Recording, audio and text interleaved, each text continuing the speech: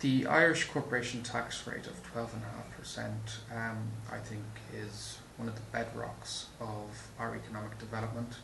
It has caused quite a few diplomatic problems for us over the years. The French in particular have taken serious objection to it. I think if you look at US Senate hearings, it's also raised now and again. But it is very competitive.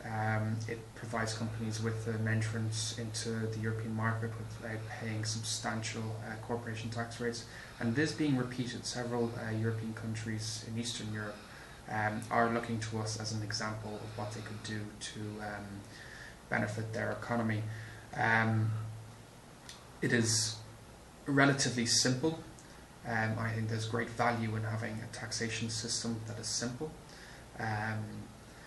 There is an argument to be made that taxation on corporations ultimately ends up on one of three different sets of people.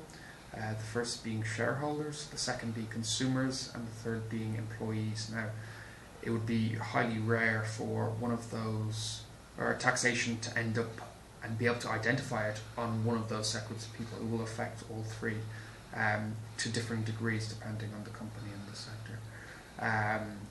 So there is kind of value in a statement, although whether we should follow through with it or not and implement it would be questionable, as to getting rid of corporation tax and instead applying tax on one of those three categories, or all three to a certain extent, as we already do. But I think that given the present circumstances that Ireland finds itself in, such a move would not be possible.